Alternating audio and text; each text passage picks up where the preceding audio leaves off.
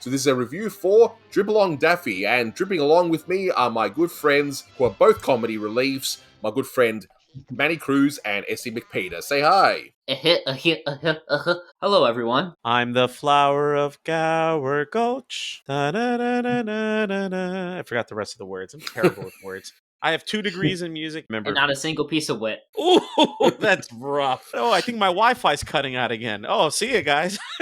Alright, so as mentioned, this is Drip Along Daffy, released on the 17th of November 1951. It had a Blue Ribbon reissue sometime 1959. It's the 634th in the series, and it's directed by, who else? Chuck Jones.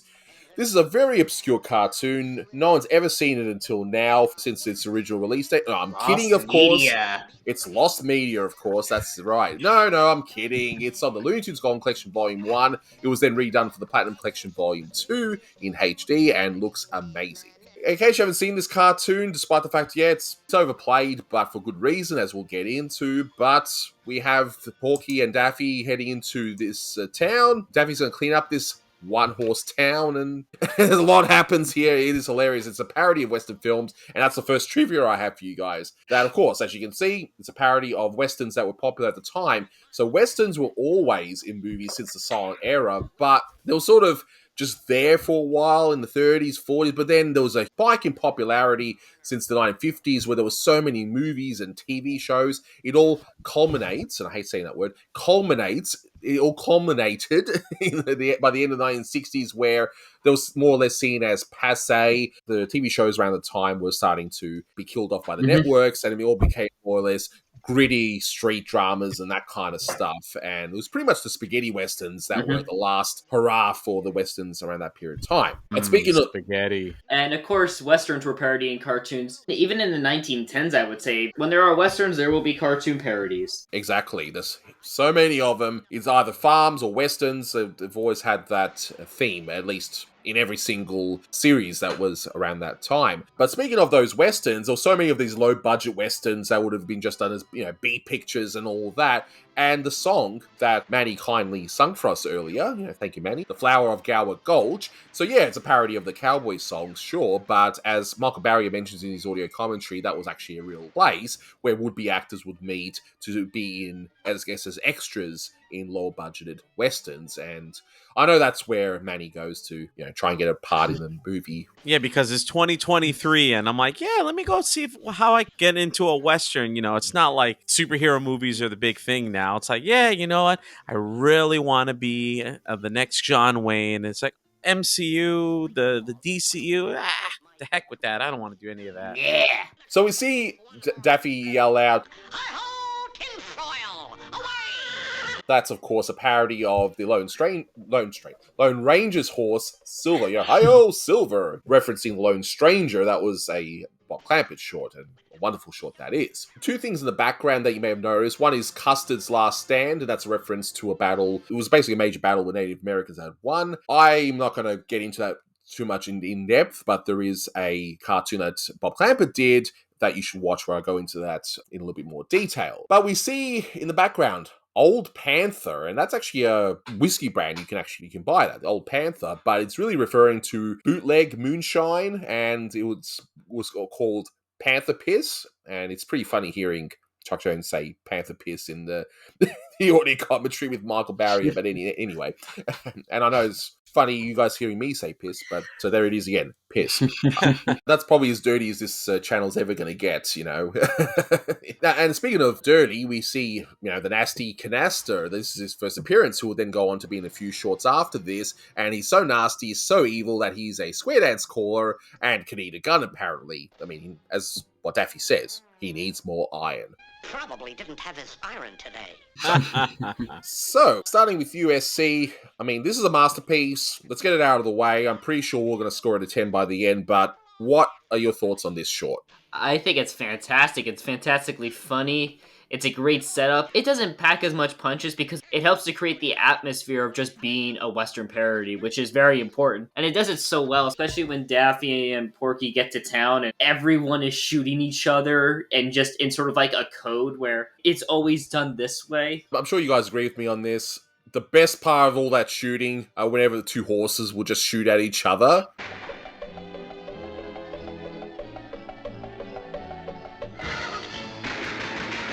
two hordes just get really angry and start shooting at each other, like point blank, and they somehow miss each other anyway, which is another Western trope where all these bullets are flying everywhere, but no one seems to get hit unless the plot calls for it. I do like that scene a lot because it's so absurd. I mean, you mentioned that the horses shooting each other, the people shooting each other, but they're very good at obeying traffic laws. They stop, they wait for the opposing traffic to go through, and Shooting also, each other as well. of course, you go through a green light, you have to throw a few shots in. And just also, I guess either later on or now, it's up to you, Anthony, but there's some really cool music stuff going on in that scene. I love all the puns in the background in that beginning scene as well. We got Pawnee Bill, Old Girdle Saloon, come in and get tight. That was a good one. Yes, Snakebite Center, and it's got a huge... How many sheriffs did they lose? I just love the exaggerated number, just of like a few 100,000 sheriffs. The population of the US was not exactly that big at that time, especially going in the West. It makes it even funnier. And of course, Rigor Mortis, the smiling Undertaker. That gets me. I just love it. It's like Daffy and Porky showed up into downtown LA at night. But the whole beginning scene, it feels like Chuck in Tex Avery mode, pretty much. It looks like it's Chuck's own flavor, of course, but it looks like something that Tex Avery would have done with all the puns and that sort of thing. Tex was very good at establishing things and making fun of very corny, cliche things. What a beginning, and we're already laughing head off, and the hero hasn't even into town yet. Again, parodying Western stereotypes. Pretty much every single stereotypical Western angle is on show here. Our hero enters, and of course he just shouts out all various catchphrases from Westerns. With justice be done, tear up that mortgage, unhands that rancher's daughter, sees that seems awfully breezy in here. I just let the fact his pants come off. Of course. The cheap joke. What about you, Manny? Man, it's awfully breezy in here. I like the fact that his guns don't even come out of the pocket still. Like, he doesn't even... They're just, like, in front of him. He can't even... They're in his eye view, and he doesn't even realize. Daffy just has a ton of killer lines, but later on when he's like... Well, I would like a trip to Europe. Man, if that's not me right now. As I noticed, and you noticed, Anthony, his pronunciation of a certain word. Listen, Hombre. Is it hombre? How do I say it? Hombre. Hombre, hombre, which means man in Spanish. The rule is the H is silent and not hombre. As I was telling some singers a few days ago, the sound doesn't exist in Spanish, so it would be hombre. So you would roll the R. He's the Boston version. Hamba. See, now I'm going to say it wrong. I'm like, yo soy un hombre. Someone looks at me and says, you're a what? Or I know what an hombre is. ¿Qué? ¿Qué? Am I right in saying this is actually the first team up of Porky and Daffy, not overall, they were together before, many shorts, of course, right, going from Clamper to now. But is this the first short where they're a comedy duo versus being antagonists? I think this is really the first one that establishes what is the Porky and Daffy duo of them being really comedians rather than being opposed. It's really the first one where Daffy's on his more egotistical side. I view these sort of shorts that Chuck did, be it this one, Duck Dodgers, The Juice, we say, and that's what I think that's what it's called. But I'm sure you know which one I mean. I see this as that Daffy is such a bad actor, and yet he somehow still gets all these roles, and just feels like that's what Chuck and Mark Maltese were doing. They were casting these two like they were a comedy duo, but Daffy's such a poor actor, and yet he keeps on getting these roles. Does that sound about right, you think? I'd say so, yeah. Well, I mentioned this in the commentary that we did for The Wearing of the Grin. And I'm like saying, after this point, Porky becomes mainly a sidekick. Not so much for Sylvester, but, like he's paired with Sylvester in the later scary cartoons, the Scaredy Cat cartoons. But I think, like you were saying, this is the first one where Porky officially transitions from former leading character to straight man sidekick for the rest of his career, because I'm trying to think, all the Charlie Dog cartoons are over. After this, he's always paired with Daffy and Sylvester, and I gotta give Jones a lot of credit that he successfully made Porky into a straight man sidekick, and it worked so well. I know in some of the McKimson shorts around this time, you still had the Daffy and Porky were still not antagonistic, but I'm thinking of, was it like Full Coverage, where Daffy's a salesman and Porky is just... Because in that cartoon, they're two antagonistic forces. I mean, you got the crazy salesman versus the guy who wants nothing to do with him. But in this one, it's like Porky is firmly... I mean, it says it in the name of his character, comedy relief. But yet he winds up being the hero of the cartoon. And I really enjoy that about this cartoon, and as well as other ones like Duck Dodgers, where Porky, you could say, yeah, he's the secondary character, he's the sidekick, so to speak, but he's so much more competent than Daffy, and it's just he's far more grounded, and I really enjoy that. They get good humor out of Porky in the 50 shorts by keeping him as just a very consistent, competent force. It's sort of the audience participation and what they would do, I guess, to some extent. It's just really funny how they can still get comedy out of Porky despite doing so much with him very consistently throughout the 30s and early 40s. Yeah, and I'm happy that Jones was able to do that with the character because, yeah, I've said it a million times, Porky's my favorite, but yeah, there's times it's like, yeah, there's not a lot that he can't do because that's just been in his DNA from the get-go. He is the straight man. He's the Warner Brothers equivalent of Mickey Mouse, but fortunately, from him being the leading star in the Clampett years to him being antagonistic with Charlie Dog and Sylvester, and honestly, some of his best cartoons are from this era, from, him being Daffy's sidekick. I mean, this one, Duck Dodgers, Robin Hood Daffy. He's the sidekick, but he's super competent. He's good comedy. Comedy relief, you might say. Yuck, yuck, yuck. Exactly. And I do love how Daffy, when he's removing his badges, like we can see the ones that he has. I do like how he still has his Chicken Inspector badge that he tried to sell in the previous short. I thought that was a nice little deep cut there. I guess for his first role here as, again, a bad actor, as I like to see it as, he brought his own prop. In this case, he brought his Chicken Inspector badge. So, yeah, there you go. Let's talk about the animation here. This one's got some great animation. Probably my favorite bits would have to be the reactions to the drink, be it Daffy seeing it for the first time and he's licking his beak. And, of course, once he actually drinks it and Porky and him just go and spaz out. And I've always loved that. Now we had a little whim. Its fleece was white as snow. And everywhere that Mary went, the whim was sure to go.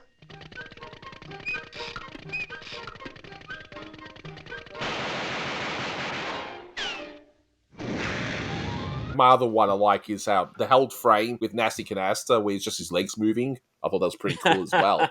I really just like the wind-up toy. Just Daffy and Porky moving like wind-up toys after they drink and then do their silly nursery rhyme. Oh, that is probably my favorite scene in the entire cartoon. I love that part. I've always wondered as a kid, I have to say, every time I watch this short, when I saw that drink, yes, I know it's filled with, panther piss. There you go, I said it again.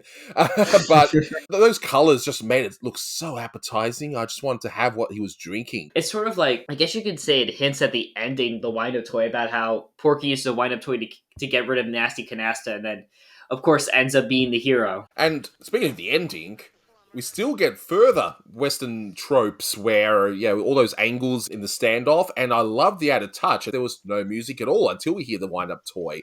It just felt right. All you're hearing is the clink, clink, clink. And sometimes no music makes a scene a lot better. And this is one of those cases where that is the case.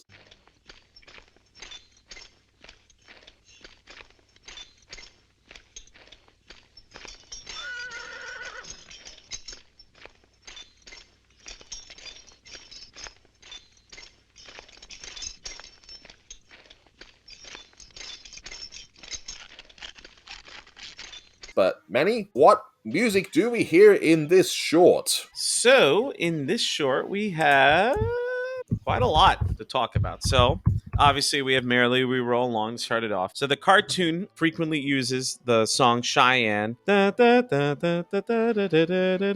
I sound terrible singing the melody right now. But you hear that throughout the cartoon. Cheyenne, which is frequently used in Warner Brothers cartoons dealing with the Old West, with Westerns. It transitions into the whole shootout scene, with the horses and the guys. You briefly hear a little bit of the Funeral March by Chopin. But I like how it goes from one cue to another in that scene. First it starts with Cheyenne, then the Funeral March.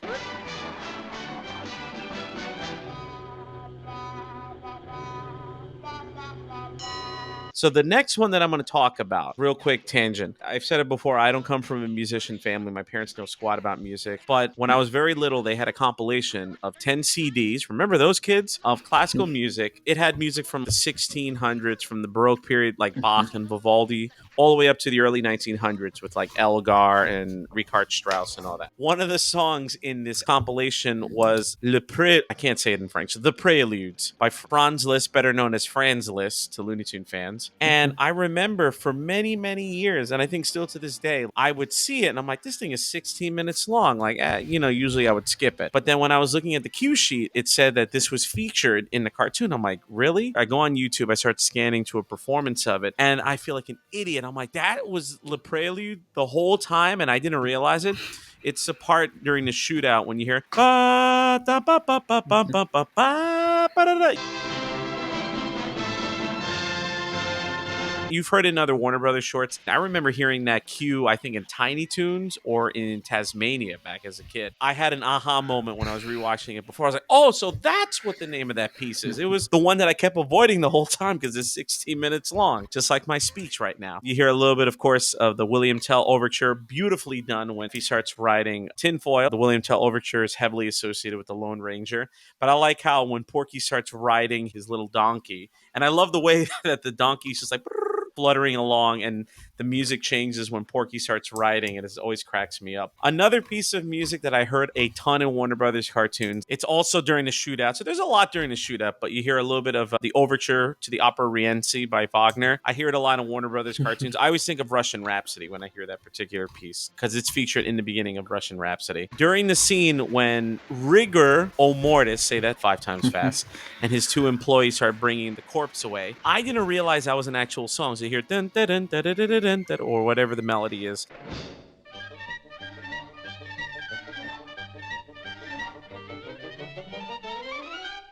That is a song called the Hearse Song. It's a very morbid song. It's dealing with a body decomposing. And I'm like, oh, wow. Carl Stalling threw that in there, but it's an unknown origin song, but he puts a very happy, upbeat version of it. Rigor mortis, for those of you that don't know, that's when a body starts stiffening after it's dead. And the smiling Undertaker, and I'm thinking now of wrestling with the Undertaker from WWE, but anyway, I digress. Another song that I couldn't figure out for the longest, and I was mentioning this before, King Chanticleer. It's actually the longest cue in the cartoon. It's over a minute long. It's a song that you hear in the background when Daffy enters the bar to confront Nasty Canasta. But you hear like a little ragtime piano version of it in the background. Let justice be done. Tear up that mortgage. Unhands that rancher's daughter. See such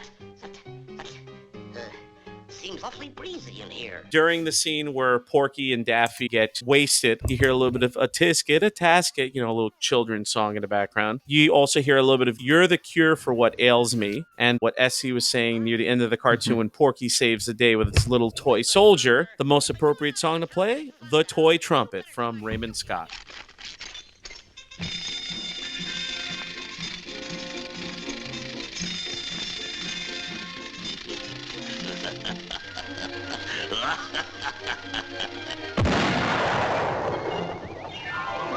Just a lot of music in this one. It's just all well done. Bravo, Carl Stalling. This one, he would have returned from his injury. He was out of action for a few cartoons. Eugene Parody did a few shorts, and, well, Stalling's back, and, well, just as great as he ever was. So he definitely didn't miss a beat there. But what's interesting is the ending. We recorded Ballot Box Bunny before this, which we discussed how the ending got cut, but which is pretty obvious because they're playing Russian roulette, right? But here they cut the ending out, and that's really odd. So, Cartoon Network particularly, they cut out the end part where Porky says, after Daffy mentions that he's going to clean up this one-horse town as a janitor, and of course Porky mentions, lucky for him, it is a one-horse town.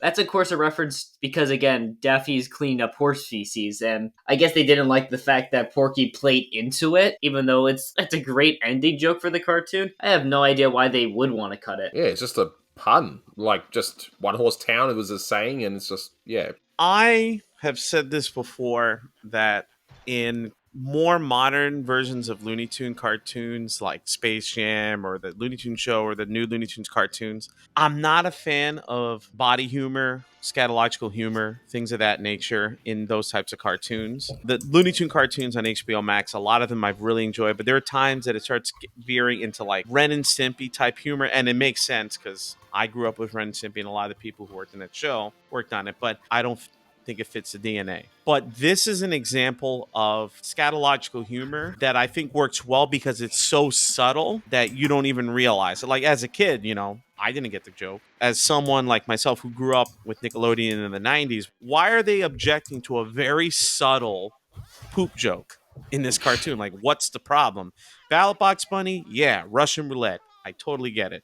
But oh, it's a poop joke. I mean, other cartoons I saw back then were way more graphic in talking about body parts. And it also reminds me of A Wild Hare, the scene when Bugs is about to be shot by Elmer Fudd, and he's standing underneath the birds. And it wasn't until a few years ago that it hit me. Oh, that's another poop joke. I never realized it. When he said, "Whoa, hold it," and he moves to the side, never registered in my brain. It did not hit me until a few months ago. That's why Bugs moved. I always thought he was trying to just make Elmer think he was still in the same place. It never hit to me that he thought the birds were going to poop on him. I thought he was doing that to be, like not to disturb the birds. That was my... Or like he might shoot the birds by mistake. That's what I thought. It's all a poop joke. And now my good friend John wanted to say a few things about this particular short, so take it away, John. Well, howdy, partner. I'm back again, and today I'm also going to talk about Drip Along Daffy. This classic Daffy and Porky flick is also one of those cartoons that people like to bring up every time they think about Looney Tunes, and I don't blame them. This is one of the best shorts that features Daffy and Porky together, and also another classic on Jones' filmography. So the first time I watched this short was in the first Golden Collection. It was included there, and I remember enjoying it as a kid, and now as an adult, I remember rewatching it like a few years ago and also really liking it. So this is another entry in Daffy and Porky's saga of parodying different film genres. This had begun a little bit on the Scarlet Pumpernickel, which was its own parody to action movies of the 1930s or 40s. Most exactly, it reminded me of the flicks with Errol Flynn. And now they're tackling Western, a genre that, while I'm not a true fan of it, I've seen a little bit and enough to understand some of the gags and jokes in this cartoon. So when it comes to memorable scenes, there are a couple of scenes that I remember and I enjoyed every time I rewatch it. For example, when Daffy enters into the bar and takes out his guns, he accidentally also pulls his pants and he's almost naked. We see the underwear. He realizes and says, "Oops! It's a little bit cold here." Another is the introduction of Nasty Canasta, which makes his debut on this cartoon. And I really enjoy the way that it represents him, which is behind the wanted poster, giving it with a profile shot. And later you see everyone in the bar runs away just by his presence. And this also leads to another memorable scene in the short, which is the cocktail he gives to Daffy and Porky. It's possibly the best animated sequence in the entire short. Like, it begins with Daffy and Porky drinking the cocktail, and eventually their eyes get so big, like they have almost drunken. And they began to act weird until eventually Daffy makes a hole in the ground with his gun and falls down. If you play that in slow motion, you can see Daffy's eyes and the movement, and I really enjoyed it. I don't know which Jones animator did it, but if anyone knows who animated this sequence, I would like to know, because it's my favorite one in the entire short. Another part is the ending, which is very memorable, which is Daffy about to face Canasta, but Porky uses a small tin soldier to attack Canasta, and Canasta takes it and is laughs at, and eventually the toy fires the gun and defeats him. And the short ends with Porky becoming the sheriff of the town and Daffy just to be a guy who cleans trash. In terms of plot, I really like it. There are a few funny gags, including a very disturbing gag involving the death of some cowboy, I think, if I recall. But overall, I also like that in this short, Daffy is referred to as Western-type hero. They don't call him Daffy or like that. It's like he has the name of like if he was a video game NPC. And funny enough, that Daffy design was later featured on a video game, Looney Tunes World of Mayhem, which is a game that has a lot of references to classic Golden Age Looney Tunes and overall the legacy, and he's there as a playable character. And that game also features Porky with his sheriff design and the original Nasty Canasta design. This short, I remember later it was so much on the Duck Dodgers 2003 series. There was an episode that features Nasty Canasta, and it's a little bit of an homage to this short, if I remember. I don't know, I haven't watched that TV series in decades. If I had to compare this short with other animated shorts involving Western, I think this will be as good as Tex Avery's Wild and Woofy, with Droopy and Red and the Wolf. They're both very good Western shorts. They might share one or two small gags, but there's one gag, but the cocktail gag, the one of Daffy drinking the cocktail, that one reminded me of the gag from the shooting of Dan McGoo when the big bad wolf enters the bar and drinks atomic and begins to go up in the ceiling like if it was a rocket. Yeah, I forgot to mention that it was very similar. But yeah, overall, Drip Along Daffy is one of the better Jones cartoons of the 1950s and one of the best cartoons based on the westerns. Although it will never top Bugs Bunny Rides Again. I love Bugs Bunny Rides Again, and I think it's a little bit superior to Drip Along Daffy. I laugh more at that cartoon than this, but yeah, overall a pretty great short, and that's all that I have to say about this cartoon, and I'll see you guys later. 3 more things, I promise. I'll keep it short. Sorry for the rambling on the music stuff, but I thought it was fascinating. Daffy wants a double pasteurized milkshake. No kidding. Hooray, hooray for someone who is not a drinker. Props to you. No kidding. I love that line read. No kidding.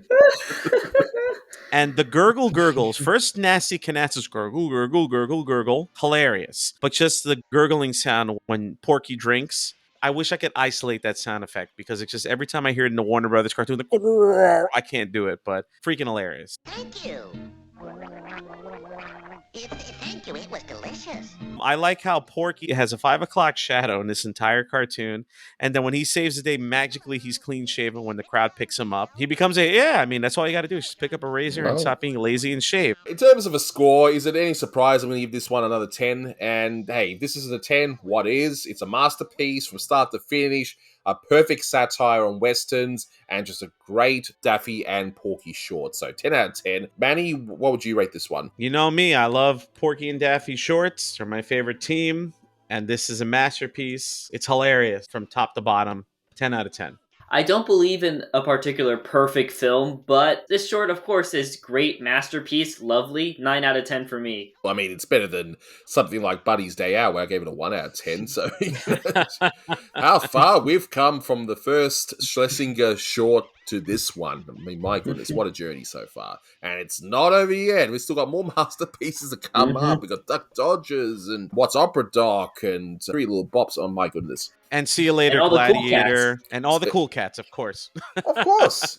Of course. You know, definitely absolute masterpieces. But we'll wrap it up here. Thank you so much for watching, guys. And until next time, take care. That's all, folks. And now it's time to clean up this one-horse town. Or actually, in my case, it's a one-dog house. Wish me luck. And by editing this particular review, I'm going to be editing a 3-horse town. I told you I'd clean up this 1-horse town. Lucky for him, it is a 1-horse town.